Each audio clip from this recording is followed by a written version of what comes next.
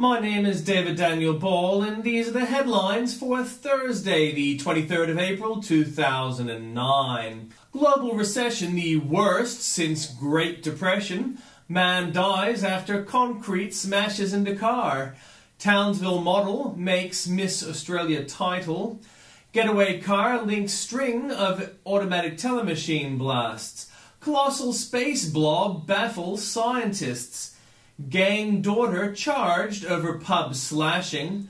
Top Tamil Tiger rebels surrender. Googling yourself gets less embarrassing. Nazis nabbed at Hitler birthday party. And non-committal ninja in sword robbery.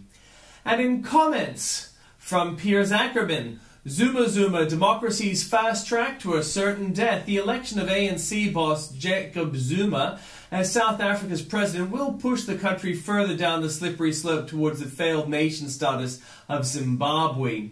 Sharp and salient, Piers, I wanted to find some material that might suggest something worthwhile about this character, who seems to have a lot less charm than Tripodi or Della Bosca. In many ways, he strikes me as being a talentless party hack, except for the fact that he has reached high office, and so he must have powerful friends who feel he can be properly manipulated, much like Hitler had. People who vote for him will be voting for the party and the cause and the race. 15 million surplus Australians by Tim Blair. Sustainable Population Australia President Sandra Kank suggests the Chinese solution. Australia should consider having a one-child policy to protect the planet. An environmental lobby group said. Sustainable Population Australia said slashing population was the only way to avoid environmental suicide. And an update, warming skeptic Ian Plimmer's new book seems to be selling in reasonable numbers despite certain debates being over.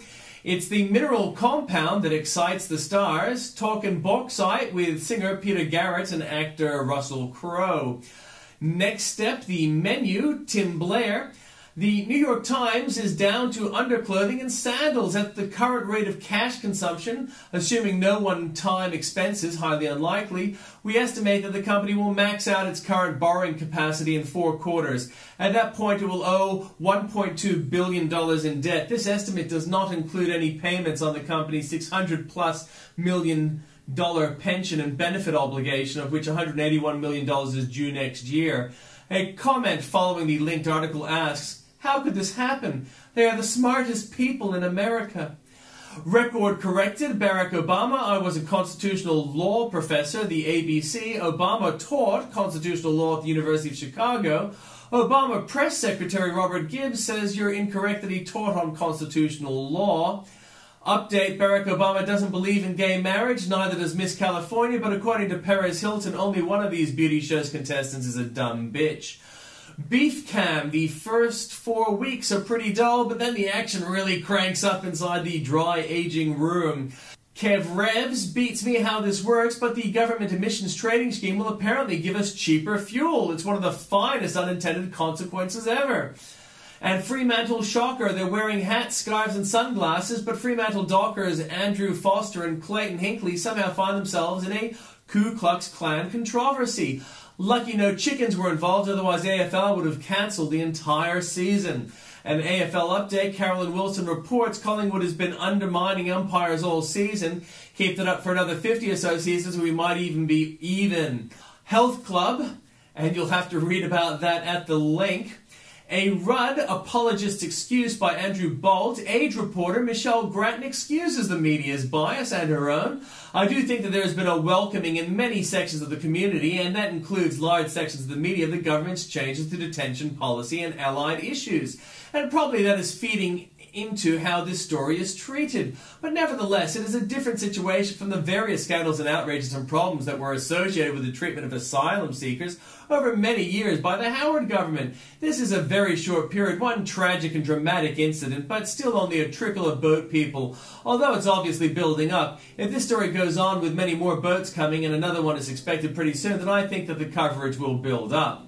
And an update from other Age journalists today. The 7th boat of asylum seekers to reach Australian waters this year has been intercepted and an 8th is believed to be coming, putting more pressure on the Rudd government over border protection. Pressure from whom? Not from Grattan, that's for sure. Too much ice for warming doom. Antarctica is home to 90% of the world's ice, so I guess claims that global warming will drown us might be just a tad overdone. Sea ice around Antarctica has been increasing at a rate of 100,000 square kilometres a decade since the 70s, according to a landmark study to be published today. When will the ABC's chief science presenter admit he's been preaching apocalyptic nonsense by claiming the seas could actually rise by 100 metres this century?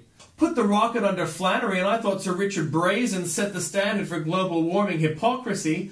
Australia's most famous environmentalist, Tim Flannery, has lent his name to a scheme by the world's most infamous self-publicist, Richard Branson, to burn untold tons of greenhouse gases so rich people could become space tourists.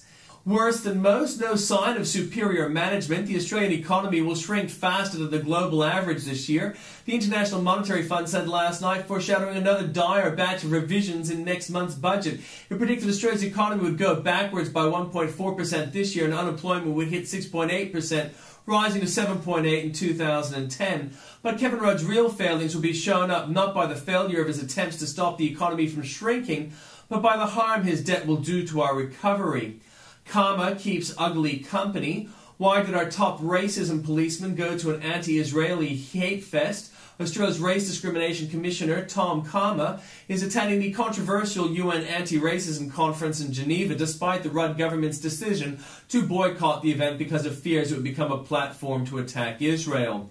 Whereas our Commission for the People premiere, the smells of stage management, censorship fears have raised over the bushfires Royal Commission, with government ministers requiring to vet all submissions made by public servants and other government staff. The views of firefighters and public servants across government departments and agencies must be signed off by the minister in charge before being lodged, and the Premier can decide to have the final say or refer the submission to Cabinet for approval. The rules are outlined in a 2002 Department of Premier and Cabinet document, Guidelines for Submissions and Responses to Inquiries.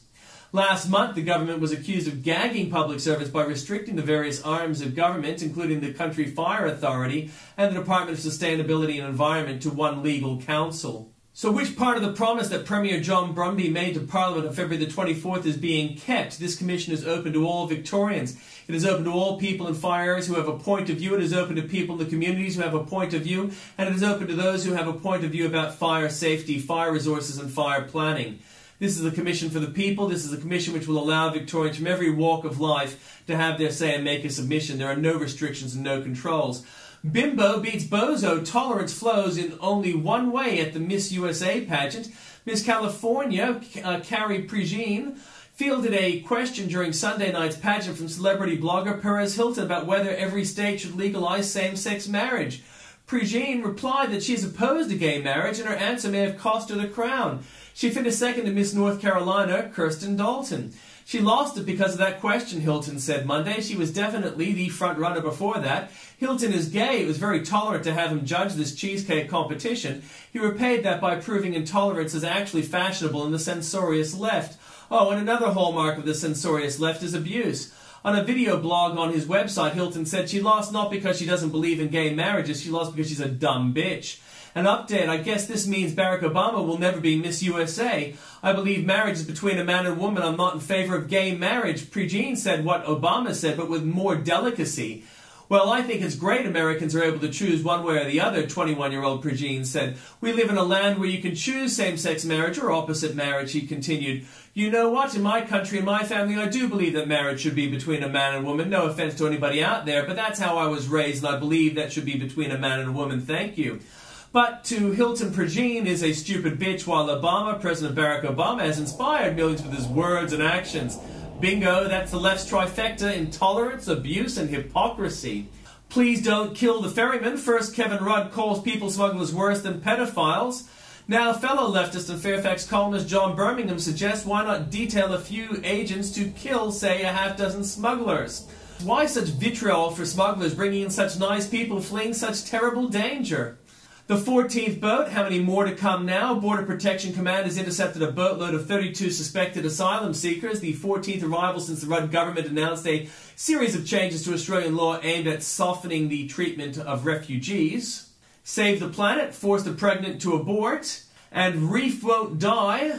Giving Rudd a lift. Rudd's plan will cost us all, and a sacked miner stays a sacked miner. The last pathetic excuses for not building a dam. There's a lot of information there for you at those links.